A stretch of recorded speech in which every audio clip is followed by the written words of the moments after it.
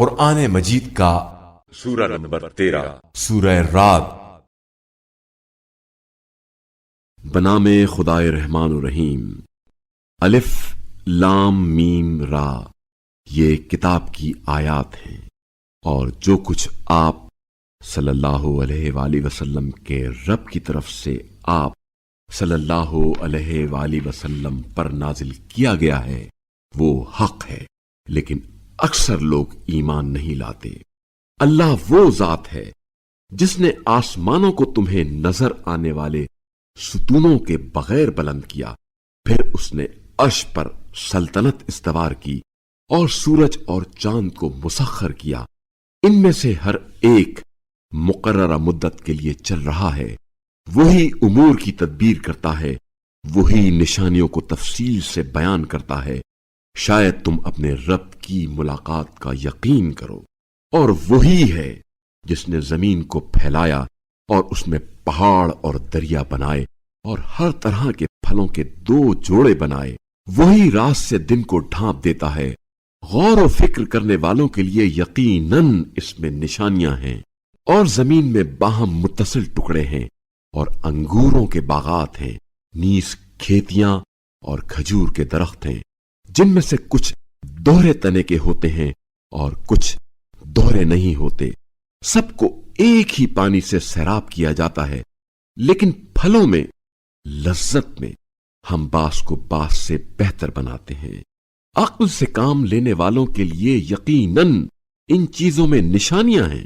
اور اگر آپ صلی اللہ علیہ وآلہ وسلم کو تعجب ہوتا ہے تو ان کفار کی یہ بات تعجب خیز ہے کہ جب ہم خاک ہو جائیں گے تو کیا ہم نئی پیدائش میں ہوں گے؟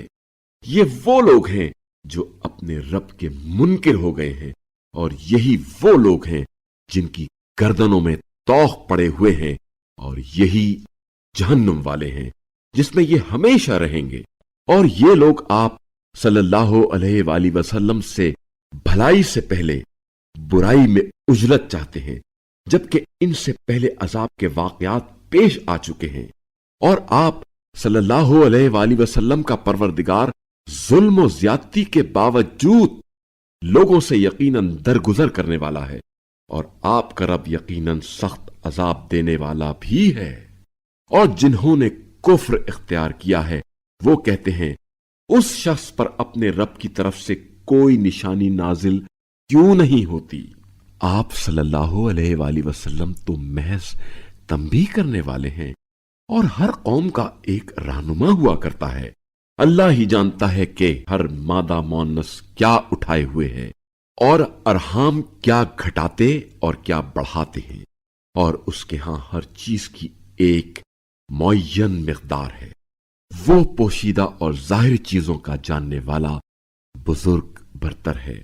تم میں سے کوئی آہستہ بات کرے یا آواز سے، اور کوئی پردہ شب میں چھپا ہوا ہو یا دن کی روشنی میں سرے عام چل رہا ہو، اس کے لیے برابر ہے۔ ہر شخص کے آگے اور پیچھے یکے بعد دیگرے آنے والے پہرے دار فرشتے مقرر ہیں جو بحکم خدا اس کی حفاظت کرتے ہیں۔ اللہ کسی قوم کا حال یقیناً اس وقت تک نہیں بدلتا جب تک وہ خود اپنی حالت کو نہ بدلے، اور جب اللہ کسی قوم کو برے حال سے دوچار کرنے کا ارادہ کر لے تو اس کے ٹلنے کی کوئی صورت نہیں ہوتی، اور نہ ہی اللہ کے سوا ان کا کوئی مددگار ہوتا ہے۔ وہی ہے جو تمہیں ڈرانے اور امید دلانے کے لیے بجلی کی چمک دکھاتا ہے، اور بھاری بادلوں کو پیدا کرتا ہے، اور بجلی کی گرج اس کی ثنا کے ساتھ، اور فرشتے اس کے خوف سے لرزتے ہوئے تسبیح کرتے ہیں۔ اور وہی بجلیوں کو روانہ کرتا ہے، پھر جس پر چاہتا ہے گراتا ہے جب وہ اللہ کے بارے میں الجھ رہے ہوتے ہیں، اور وہ سخت طاقت والا ہے۔ صرف اللہ کو پکارنا برحق ہے، اور وہ اللہ کو چھوڑ کر جنہیں پکارتے ہیں وہ انہیں کوئی جواب نہیں دے سکتے۔ ایسے ہی جیسے کوئی شخص اپنے دونوں ہاتھ پانی کی طرف پھیلائے ہوئے ہو کہ پانی از خود اس کے منہ تک پہنچ جائے، حالانکہ وہ اس تک پہنچنے والا نہیں ہے۔ اور کافروں کی دعا اسی طرح محض بے سود ہی ہے۔ اور آسمانوں اور زمین میں بسنے والے سب بشوق یا بزور، اور ان کے سائے بھی صبح و شام اللہ ہی کے لیے سربسجود ہیں۔ ان سے پوچھئے آسمانوں اور زمین کا پروردگار کون ہے؟ کہہ دیجئے اللہ ہے۔ کہہ دے تو پھر کیا تم نے اللہ کے سوا ایسوں کو اپنا اولیاء بنایا ہے جو اپنے نفع و نقصان کے بھی مالک نہیں ہیں؟ کہہ دیجئے کیا بینا اور نابینا برابر ہو سکتے ہیں؟ اور کیا تاریکی اور روشنی برابر ہو سکتی ہیں؟ کیا ظلمت اور نور برابر ہو سکتے ہیں؟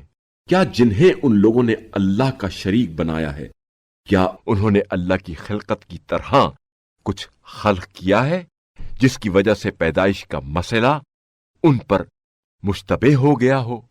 کہہ دیجئے ہر چیز کا خالق صرف اللہ ہے، اور وہ یکتا بڑا غالب آنے والا ہے۔ اللہ نے آسمانوں سے پانی برسایا، پھر نالے اپنی گنجائش کے مطابق بہنے لگے، پھر سیلاب نے پھولے ہوئے جھاگ کو اٹھایا، اور ان دھاتوں پر بھی ایسے ہی جھاگ اٹھتے ہیں جنہیں لوگ زیور اور سامان بنانے کے لیے آگ میں تپاتے ہیں۔ اس طرح اللہ حق و باطل کی مثال بیان کرتا ہے۔ پھر جو جھاگ ہے وہ تو ناکارہ ہو کر ناپید ہو جاتا ہے، اور جو چیز لوگوں کے فائدے کی ہے وہ زمین میں ٹھہر جاتی ہے۔ اللہ اسی طرح مثالیں پیش کرتا ہے۔ جنہوں نے اپنے رب کی دعوت مان لی ان کے لیے بہتری ہے، اور جنہوں نے اس کی دعوت قبول نہیں کی وہ اگر ان سب چیزوں کے مالک بن جائیں جو زمین میں ہیں، اور اتنی دولت مزید بھی ساتھ ہو، تو وہ آخرت میں ان سب کو اپنی نجات کے لیے فدیہ دے دیں۔ ایسے لوگوں کا برا حساب ہوگا، اور جہنم ان کا ٹھکانہ ہوگا، اور وہ برا ٹھکانہ ہے۔ کیا جو شخص یہ جانتا ہے کہ جو کچھ آپ صلی اللہ علیہ وآلہ وسلم کے رب کی طرف سے آپ صلی اللہ علیہ وآلہ وسلم پر نازل کیا گیا ہے وہ برحق ہے، اس شخص کی طرح ہو سکتا ہے جو نابینا ہے؟ نصیحت تو بس عقل والے ہی قبول کرتے ہیں، جو اللہ کے عہد کو پورا کرتے ہیں اور پیمان کو نہیں توڑتے، اور اللہ نے جن رشتوں کو قائم رکھنے کا حکم دیا ہے انہیں قائم رکھتے ہیں، اور اپنے رب کا خوف رکھتے ہیں، اور برے حساب سے بھی خائف رہتے ہیں۔ اور جو لوگ اپنے رب کی خوشنودی کی خاطر صبر کرتے ہیں اور نماز قائم کرتے ہیں، اور جو روزی ہم نے انہیں دی ہے اس میں سے پوشیدہ اور علانیہ طور پر خرچ کرتے ہیں، اور نیکی کے ذریعے برائی کو دور کرتے ہیں، آخرت کا گھر ایسے ہی لوگوں کے لیے ہے، یعنی ایسی دائمی جنتیں ہیں جن میں وہ خود بھی داخل ہوں گے، اور ان کے آبا اور ان کی بیویوں اور اولاد میں سے جو نیک ہوں گے وہ بھی، اور فرشتے ہر دروازے سے ان کے پاس آئیں گے اور کہیں گے تم پر سلامتی ہو، یہ تمہارے صبر کا صلہ ہے، بس عاقبت کا گھر کیا ہی عمدہ گھر ہے۔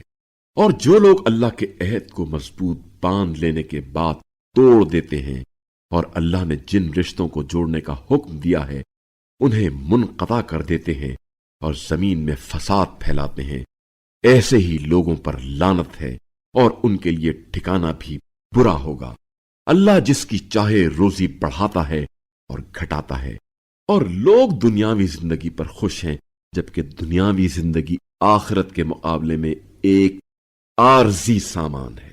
اور جو لوگ کافر ہو گئے ہیں وہ کہتے ہیں اس رسول پر اپنے رب کی طرف سے کوئی معجزہ کیوں نازل نہیں ہوتا؟ کہہ دیجئے اللہ جسے چاہے گمراہ کر دیتا ہے، اور جو اللہ کی طرف رجوع کرتا ہے اپنی طرف اس کی رہنمائی فرماتا ہے۔ یہ لوگ ہیں جو ایمان لائے ہیں اور ان کے دل یاد خدا سے مطمئن ہو جاتے ہیں۔ اور یاد رکھو، یاد خدا سے دلوں کو اطمینان ملتا ہے۔ جو لوگ ایمان لائے اور نیک اعمال انجام دیے ان کی نیک نصیبی ہے، اور ان کے لیے بہترین ٹھکانہ ہے۔ اے رسول صلی اللہ علیہ وآلہ وسلم، اسی طرح ہم نے آپ صلی اللہ علیہ وآلہ وسلم کو ایسی قوم میں بھیجا ہے جس سے پہلے بہت سی قومیں گزر چکی ہیں، تاکہ آپ صلی اللہ علیہ وآلہ وسلم ان پر اس کتاب کی تلاوت کریں جس کی ہم نے آپ صلی اللہ علیہ وآلہ وسلم کی طرف وحی کی ہے، جبکہ یہ لوگ خدائے رحمان کو نہیں مانتے۔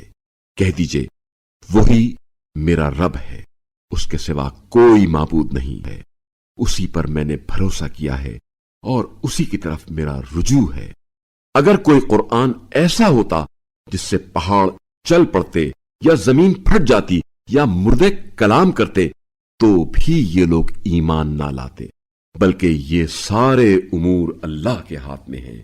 کیا اہل ایمان پر یہ بات واضح نہیں ہوئی کہ اگر اللہ چاہتا تو تمام انسانوں کو ہدایت دے دیتا اور ان کافروں پر ان کے اپنے کردار کی وجہ سے آفت آتی رہے گی یا ان کے گھروں کے قریب مصیبت آتی رہے گی یہاں تک کہ اللہ کا وعدہ آ پہنچے۔ یقیناً اللہ وعدہ خلافی نہیں کرتا، اور آپ صلی اللہ علیہ وآلہ وسلم سے پہلے بھی رسولوں کا مذاق اڑایا گیا ہے۔ پھر میں نے ان کافروں کو ڈھیل دی، پھر میں نے انہیں گرفت میں لے لیا، تو دیکھ لو عذاب کیسا شدید تھا۔ کیا وہ اللہ جو ہر نفس کے عمل پر کڑی نظر رکھتا ہے بے حس بتوں کی طرح ہو سکتا ہے جنہیں ان لوگوں نے اللہ کا شریک بنا رکھا ہے؟ کہہ دیجئے ان کے نام اور اوصاف بیان کرو جیسے اللہ کے اسماء حسنی ہیں۔ کیا تم اللہ کو ایسی خبر دینا چاہتے ہو جسے وہ اس زمین میں نہیں جانتا، یا یہ محض ایک کھوکھلی بات ہے؟ بلکہ دراصل کافروں کے لیے ان کی مکاری زیبا بنا دی گئی ہے اور ان کے لیے ہدایت کا راستہ مسدود ہے۔ حقیقت یہ ہے کہ اللہ جسے گمراہ کر دے اسے ہدایت دینے والا کوئی نہیں۔ ان کے لیے دنیا کی زندگی میں بھی عذاب ہے اور آخرت کا عذاب تو زیادہ مشقت والا ہے، اور انہیں اللہ کے عذاب سے بچانے والا بھی کوئی نہیں ہے۔ اہل تقوی سے جس جنت کا وعدہ کیا گیا ہے اس کی شان ایسی ہے کہ اس کے نیچے نہریں بہتی ہوں گی، اس کے میوے اور ان کا سایہ دائمی ہے۔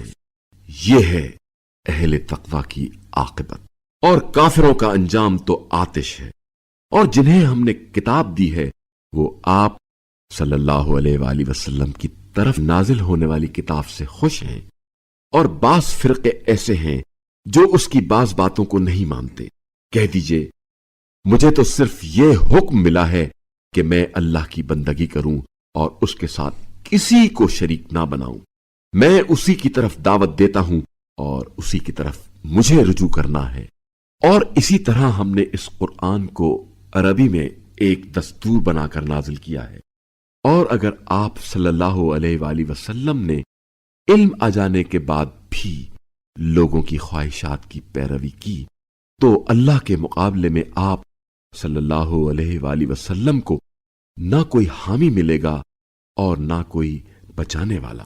بتحقیق ہم نے آپ صلی اللہ علیہ وآلہ وسلم سے پہلے بھی بہت سے رسول بھیجے، اور انہیں ہم نے ازواج اور اولاد سے بھی نوازا، اور کسی رسول کو یہ اختیار نہیں کہ وہ اللہ کی اجازت کے بغیر کوئی نشانی لے آئے۔ ہر زمانے کے لیے ایک دستور ہوتا ہے، اللہ جسے چاہتا ہے مٹا دیتا ہے اور جسے چاہتا ہے قائم رکھتا ہے، اور اسی کے پاس ام الکتاب ہے۔ اور جو وعدے ہم ان سے کر رہے ہیں خواہ ان کا کچھ حصہ ہم آپ صلی اللہ علیہ وآلہ وسلم کو زندگی میں دکھا دیں یا ہم آپ کو اٹھا لیں، بہرحال آپ صلی اللہ علیہ وآلہ وسلم کے ذمے صرف پیغام پہنچانا اور ہمارے ذمے حساب لینا ہے۔ کیا ان لوگوں کو نظر نہیں آتا کہ ہم زمین کا رخ کرتے ہیں تو اس کو اطراف سے کم کرتے چلے آتے ہیں؟ اللہ حکم صادر فرماتا ہے، اس کے حکم کو پس پشت ڈالنے والا کوئی نہیں، اور وہ جلد حساب لینے والا ہے۔ اور بے شک ان سے پہلے والوں نے بھی مکاریاں کی ہیں، لیکن تمام تر تدبیریں اللہ کے ہاتھ میں ہیں۔ وہ ہر نفس کے عمل سے باخبر ہے، اور کافروں کو عنقریب معلوم ہو جائے گا کہ عاقبت کا مسکن کس کے لیے ہے۔ اور کافر کہتے ہیں کہ آپ صلی اللہ علیہ وآلہ وسلم رسول نہیں ہیں۔ کہہ دیجئے میرے اور تمہارے درمیان گواہی کے لیے اللہ اور وہ جس کے پاس کتاب کا علم ہے۔ کافی ہیں۔